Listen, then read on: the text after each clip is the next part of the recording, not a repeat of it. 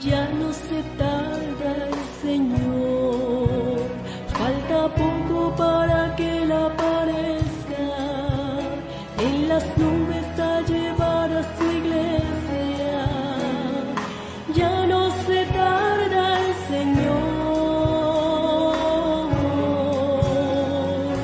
Él solo viene a buscar a un pueblo que le ha servido, es su iglesia que ha redimido.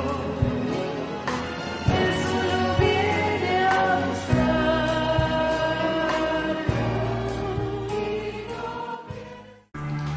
La sola presencia de Cristo Jesús, la sola presencia la sola presencia de Cristo Jesús, al diablo lo quema. La sola presencia de Cristo Jesús, la sola presencia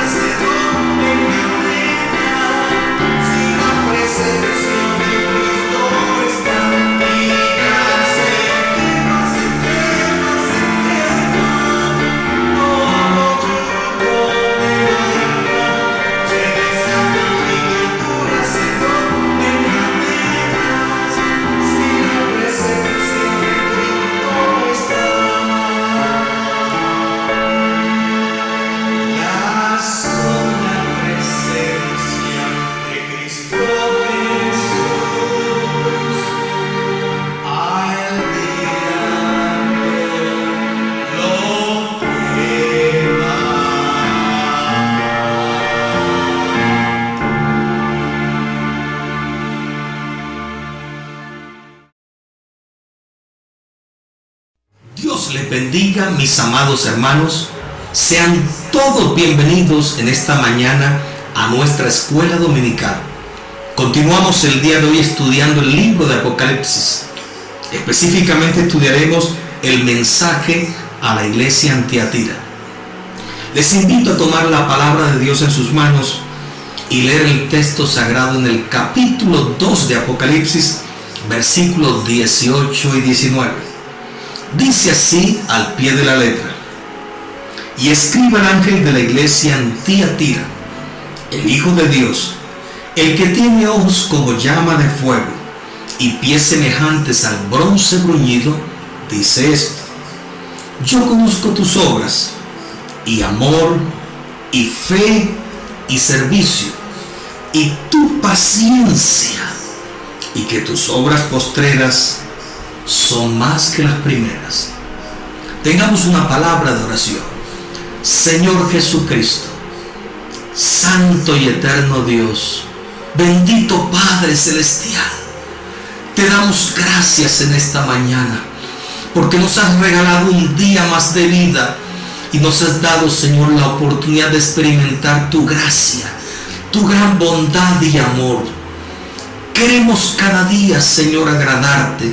Queremos cada día escalar en esta vida cristiana.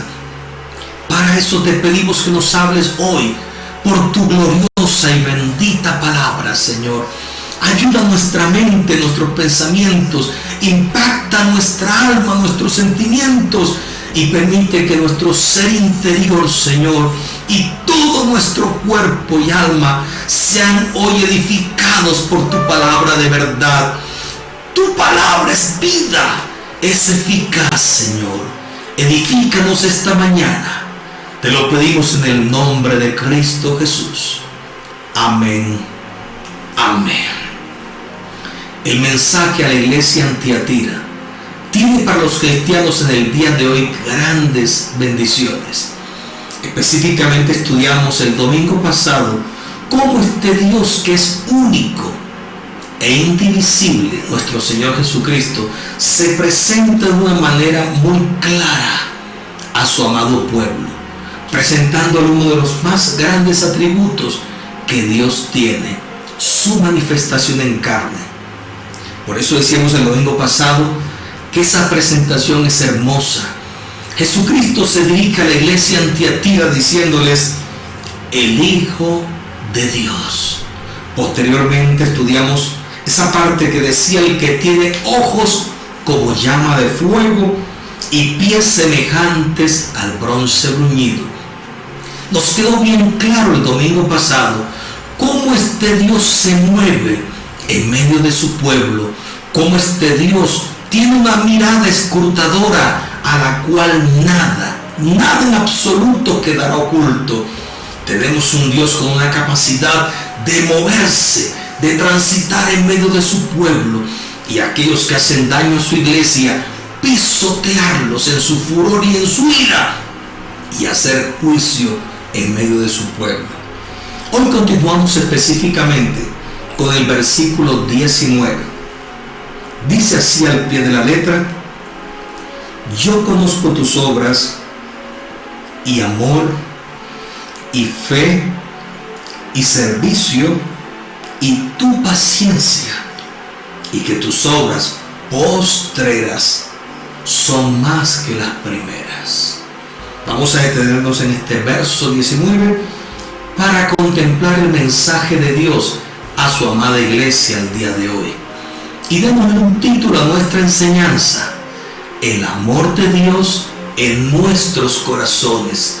El amor de Dios reflejado en nuestro ser interior una vez que aceptamos al Señor Jesús.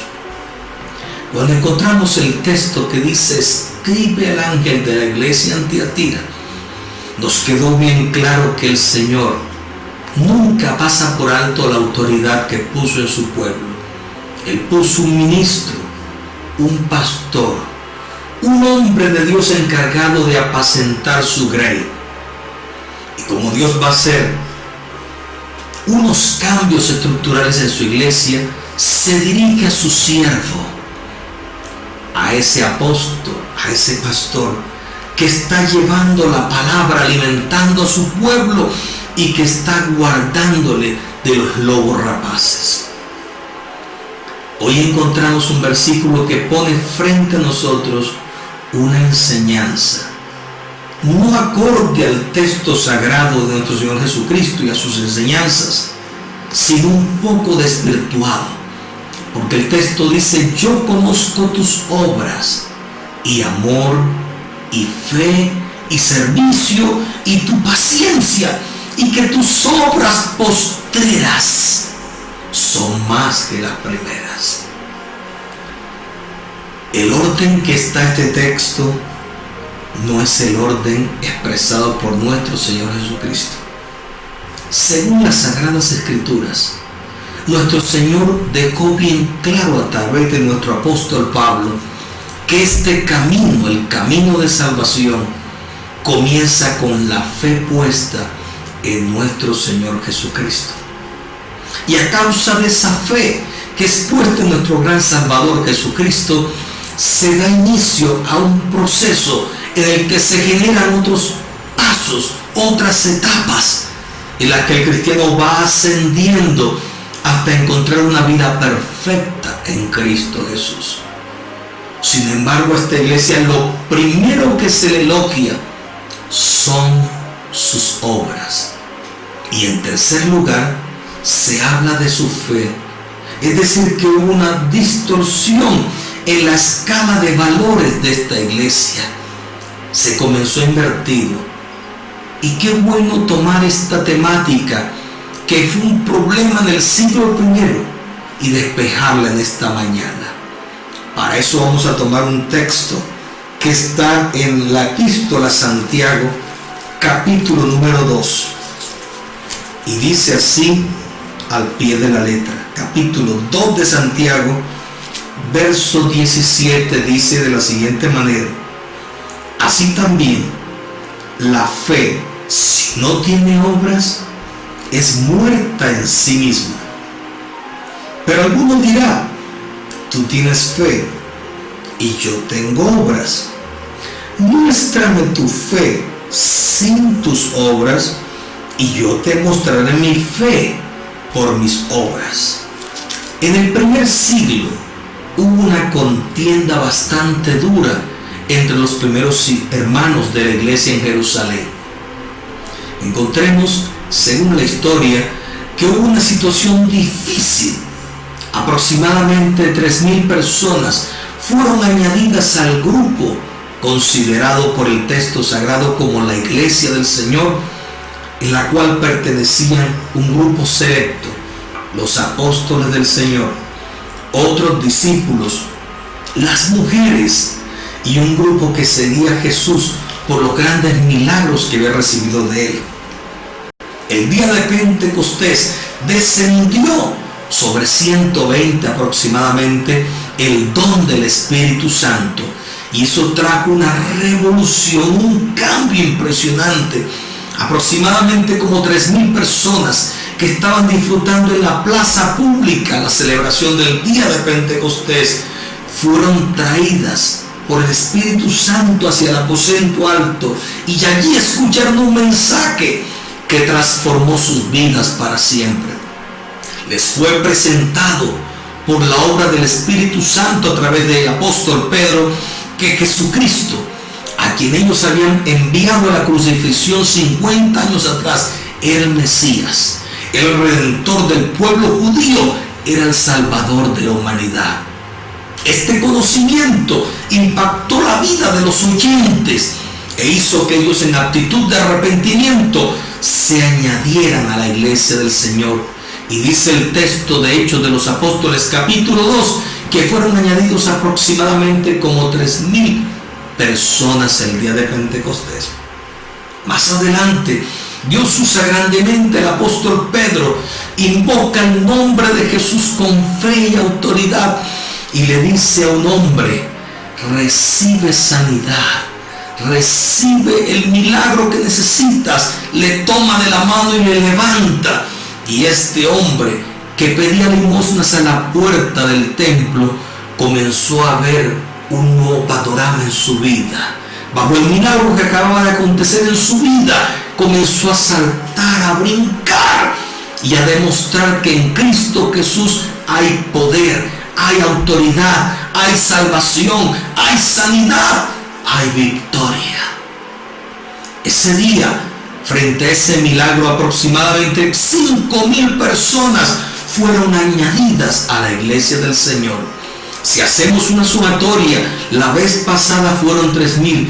En ese acontecimiento milagroso, 5,000, eran aproximadamente 8,120 hermanos en la fe. Ese grupo no regresó a sus casas después de la fiesta. No regresó a sus hogares. Se quedaron viviendo en Jerusalén. Eso trajo como consecuencia un problema demográfico, un problema social y un problema nutricional. Hubo escasez de alimento y nuestros hermanos, movidos por el Espíritu Santo, comenzaron a compartir sus bienes. ¿Qué sucedió en ese momento de la historia?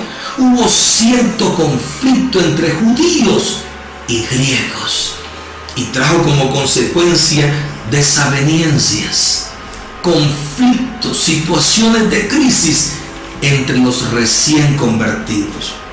En ese momento se puso a prueba lo que se puede llamar la vida cristiana, el resultado de esa conversión en Cristo Jesús. Y los hermanos, de forma espontánea, movidos por un fruto que produce el Espíritu Santo, según el libro de Gálatas capítulo 5, mas el fruto del Espíritu es amor. Entonces, ellos, movidos por ese Pentecostés, por esa unción del Espíritu Santo que estaba viva en sus corazones, fueron llevados a compartir sus bienes y se sentían felices de compartir unos con otros las bendiciones que habían recibido de Dios. Pero hubo una situación difícil. Era tanto el deseo de contribuir que algunos lo hacían automáticamente, movidos por el pueblo, por el grupo, por las masas, mas no bajo una convicción. Así que el hacer obra social fue impulsado por la necesidad, mas no por el amor. Y eso trajo como consecuencia dos grupos. Unos que decían que no era necesario hacer obras, aunque sí manifestaban de labios tener fe. Y un segundo grupo que decían que por cuanto tenían fe en el único Dios Salvador, eran movidos por el Espíritu Santo a hacer obras a favor de los hermanos necesitados. Y esta pugna en el pueblo se llevó durante varios años a cualquier comunidad que era establecida, sea en las afueras de Jerusalén o en las afueras de la nación judía. ¿Qué sucede? Cuando llegamos a este final del primer siglo, aproximadamente al año 96, al apóstol Juan le llega una noticia cuando estaba en Patmos. Allí estaba preso, allí estaba condenado por su fe en Cristo Jesús. Y le llegan noticias que los hermanos en Tiatira habían cambiado el orden. A causa de su buena economía, ellos hacían obras sociales porque consideraban que de esta manera tenían ganado los mismos cielos. Pero encontramos en ellos una decadencia, porque no lo hacían bajo un genuino conocimiento en Dios, no lo hacían movidos bajo una autoridad divina, es decir, el Dios de los cielos era el dueño de todo lo que en este planeta existe.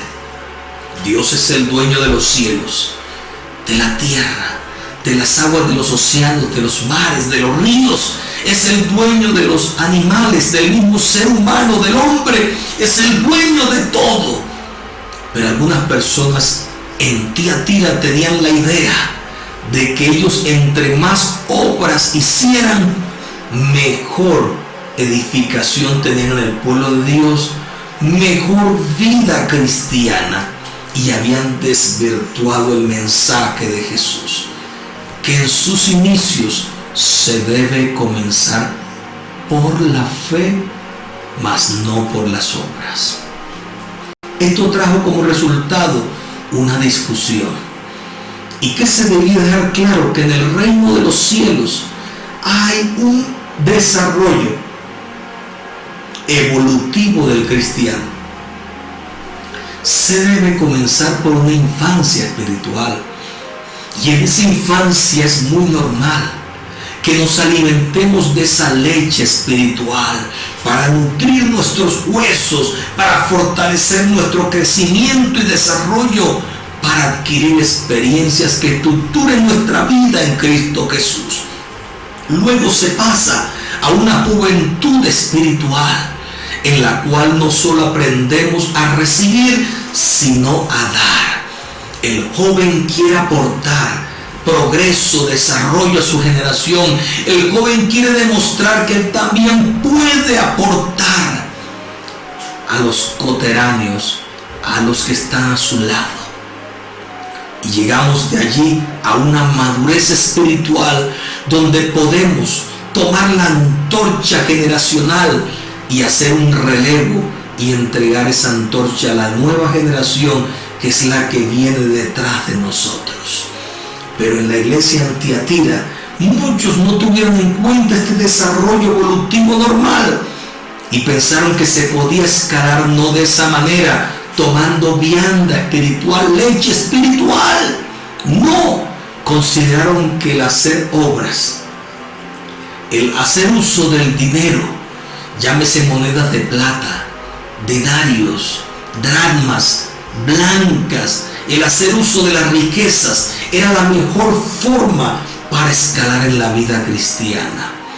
Pero no, el Espíritu Santo toma un hombre llamado el apóstol Pablo, y de Pablo, gracias a Dios, tenemos unas epístolas que se encargan de mostrar el crecimiento de la iglesia a través del ser edificados por la palabra de Dios. Y Pedro, uno de los hombres que más problemas tuvo dentro de los discípulos del Señor para obedecer al Dios eterno, le da a la iglesia un mensaje. Le dice: añadan a vuestra fe virtud, a la virtud añadan conocimiento, al conocimiento añadan dominio propio, y nos da una escala para que los cristianos vayan escalando peldaño a peldaño. No encontramos un texto que diga que el cristiano debe hacer obras, compartir para escalar. No, escalamos por la palabra de Dios, escalamos por esa relación con el Eterno en el Espíritu Santo, escalamos por esas experiencias de fe, escalamos por esa oración que nutre nuestra comunicación con el Dios alto y sublime. Y las obras es un resultado de nuestra relación con Dios. Nuestra relación con Dios nos va a dar la capacidad de hacer por Él lo que fuere necesario en su iglesia. Para comprender un poco más, tenemos en el libro de Santiago, capítulo 2, una enseñanza muy clara. Inicialmente, en este caso, se nos explica en el verso 17 que la fe sin obras es muerte en sí misma. Pero se pasa de allí a dos historias que proyectan ese desarrollo de la fe. La fe cristiana afecta no solo la vida en lo personal y privada, sino que va más allá todavía, se proyecta hacia esa vida en sociedad y a cada uno de los ámbitos en los que el hombre y la mujer cristiana se mueven en el día a día. Y precisamente en el capítulo 2 de Santiago, el Espíritu Santo nos pone a consideración dos historias. Primeramente, la historia de Abraham, ese gran patriarca, ese gran amigo de Dios. Abraham es el gran ejemplo de la fe. Pero encontremos que Abraham hizo algo. Recibió de parte de Dios una voz que le dijo a Abraham: sacrifícame a tu hijo, tu único hijo. Y Abraham, cuando escuchó esa voz divina, le creyó a Dios y fue llamado hijo de Dios. Y no solo hijo de Dios, fue llamado amigo de Dios, ¿Por qué le dieron este título tan agradable a Abraham? Porque Abraham estuvo dispuesto a sacrificar a su único hijo Isaac por agradar a Dios, quien se lo pedía, se lo demandaba. Eso quiere decir que la fe lleva una proyección que es agradar al Dios de los cielos. La fe nace en Dios y crece en la medida que agradamos a Dios. Ese es el ejemplo de Abraham. Su fe le fue contada por justicia. Y en el libro de Santiago capítulo 2 encontramos la segunda historia. Se nos habla de una mujer, Rahab, por otra parte. Fue una mujer insertada al pueblo de Dios por sus obras. Ella dio refugio a 12 espías que fueron enviados a tierra de Canaán para inspeccionar el territorio. Eso está en Josué capítulo 2 del verso 1 al 21. El trato que Rahab le dio a los 12 espías fue la demostración que ella tenía fe en ese único Dios de los israelitas y sabía que ese Dios había demostrado a Faraón, rey de Egipto, que era superior a sus dioses paganos. Y demostró Jehová Dios ser grande, soberano, Rey de reyes y Señor de señores. ¿Qué hizo Rahab cuando escuchó la historia de que ese único Dios de Israel iba a tomar posesión de la tierra para entregársela a su pueblo? Ella creyó por fe. Y el haber creído por fe le llevó a poner en riesgo su vida. Ella dijo: escóndanse aquí en mi casa. Asumió consecuencias en esa situación y estuvo dispuesta a sufrir por ello, pero demostró su gran fe en el Dios de Israel. Esto le trajo como resultado el haber sido incluida en la ciudadanía judía. En la estirpe que encontramos del Mesías aparece el nombre de esta mujer. Dios la insertó de forma muy sabia en el pueblo judío a causa de sus obras, porque sus obras eran el resultado final de su fe en ese único Dios. Hoy día pasa lo mismo. Aquí en la iglesia en Tiatira no tenían que hacer ellos obras para escalar en el conocimiento de ese único Dios manifestado en carne, nuestro Señor Jesucristo. Ellos antes, por el contrario, por haber creído en Jesucristo como Rey de reyes y Señor de señores, debían rendir a sus pies sus vidas, sus familias, sus bienes y sus posesiones. Este es el orden divino. Primero la fe y segundo las obras. No cometamos el error, hermanos, de intercambiar esos valores en el reino, porque vamos a fracasar. Por otro lado, el texto sagrado dice: yo conozco tus obras y amor. Vamos a hablar en este instante del amor. La palabra que se usa aquí en el libro de Apocalipsis es griega. Recordemos que nuestro hermano Juan, el discípulo amado, el hombre a quien Dios le revela el libro de Apocalipsis, hablaba el mejor griego de aquel entonces. Y precisamente este texto originalmente aparece en el idioma griego. La palabra griega que se usa aquí es ágape. Ágape deriva del idioma griego y se puede traducir como afecto, amor perfecto.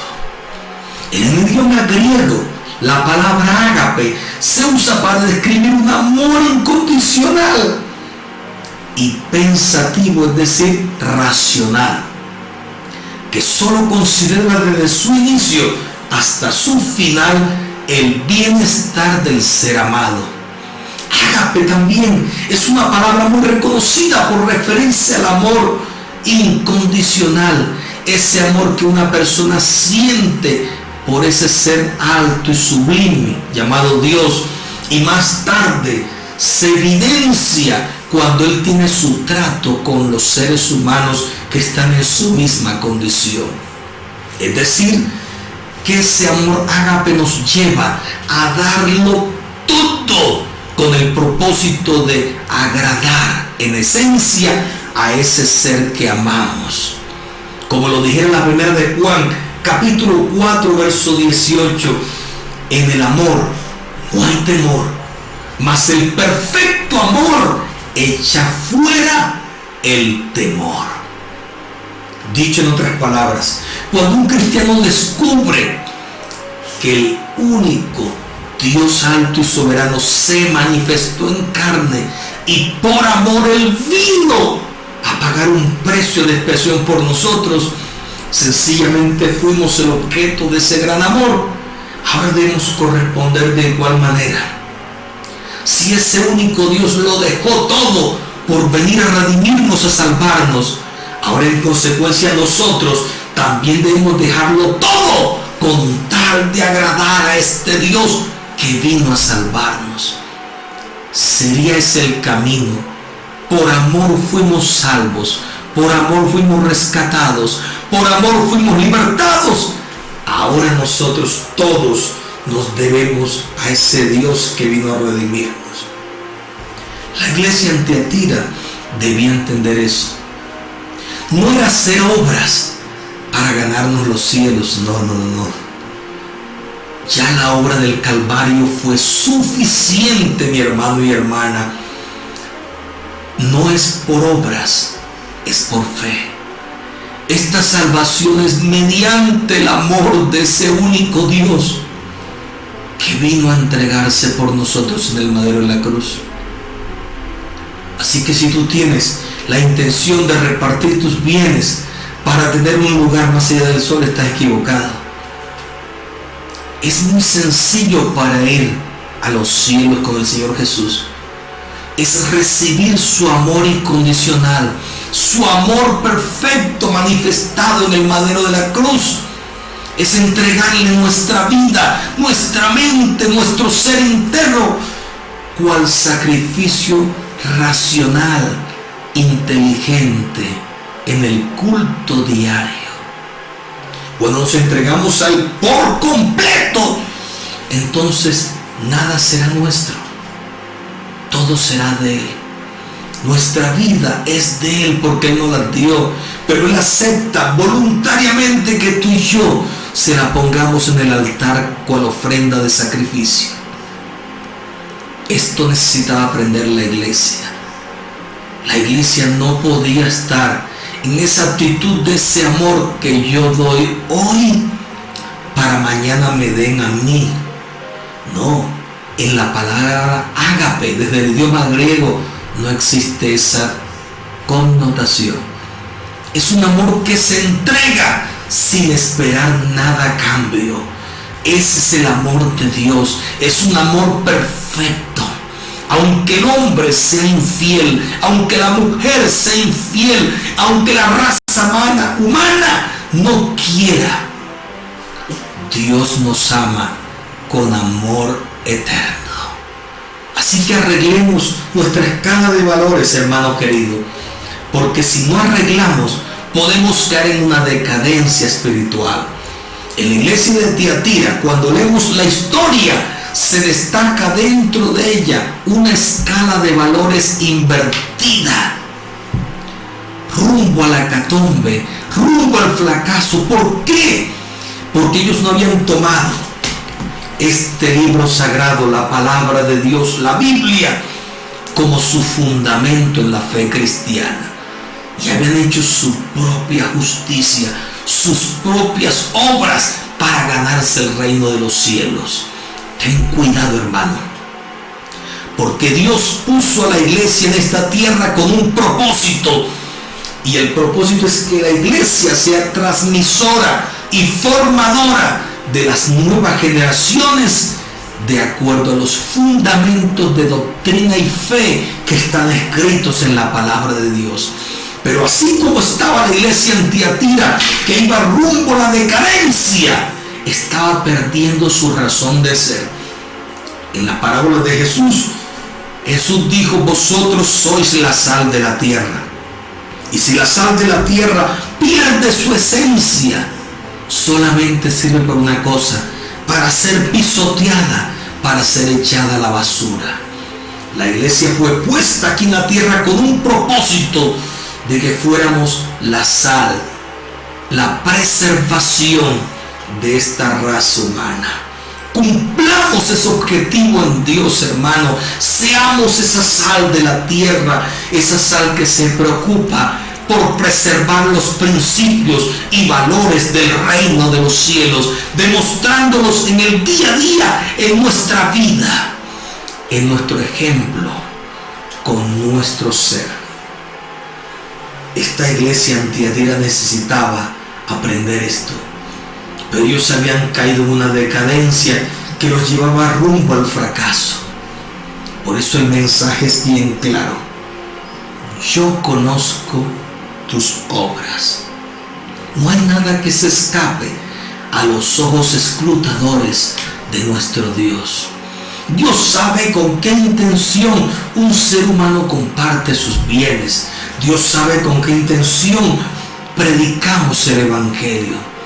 Recordemos que en una de las cartas del apóstol Pablo a la iglesia dice: algunos predican a Cristo por agradar a Dios, por amor, pero otros lo hacen por contención. Qué tristeza que los cristianos hacían eso. Estaban compitiendo sobre quién ganaba más discípulos para el reino de los cielos, y se iban a predicar solo por competencia, solo para demostrar que tenían la verdad y que podían ganar discípulos para el reino. Pero esto desagradó a Dios, y usa el apóstol Pablo para corregir esta actitud en la iglesia. Igual pasa en Tiatira.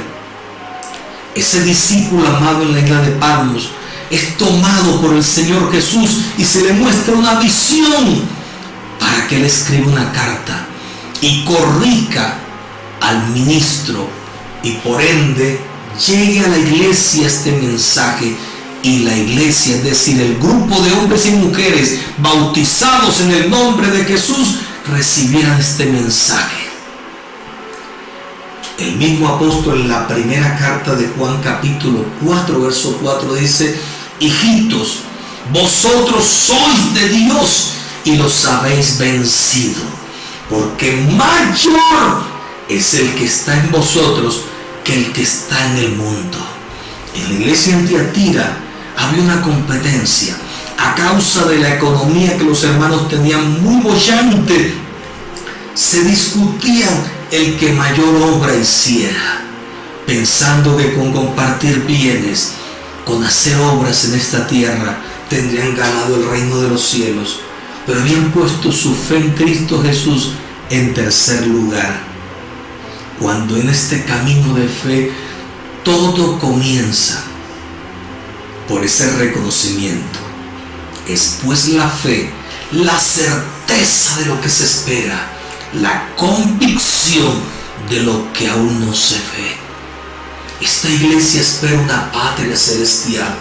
Esta iglesia espera el toque de una final trompeta, y los muertos en Cristo resucitarán primero, y de segundo los que estemos vivos seremos transformados, y tanto resucitados como vivos seremos transformados y levantados arriba a los cielos, donde habrá mejores cosas que este tiempo presente. Por tal motivo te invito a que pongamos nuestra fe en el Señor Jesús. No desviemos la mirada del Calvario, porque el Calvario es nuestra razón de ser. Allí está el perfecto amor de Dios demostrado a la raza humana, para decirnos que la entrada al reino de los cielos no es por nuestras obras, es por la única obra que tiene valor, la única obra que trasciende por siglos y edades, es la obra del madero de la cruz. Dios fue manifestado en carne para salvar al ser humano. Dejémonos redimir, hermano. Dejémonos luego consentir por Dios. Recibamos su Espíritu Santo Tercero, crezcamos en la fe. Cuarto, dejemos que el fruto de su espíritu, que es amor, fe, paciencia, benignidad, templanza, son 9 dones, se evidencien en nuestra vida y demostremos una relación perfecta, completa con este Cristo, para muy pronto ser levantados al reino de los cielos. Cuidémonos de invertir los principios y valores en este reino, porque producirán una hecatombe, un fracaso, un colapso en nuestra vida que dañarán nuestra ida a los cielos. Nos encontramos el próximo domingo en esta escuela dominical y seguiremos estudiando la carta a la iglesia en Tiatira. Dios les bendiga, mis amados hermanos.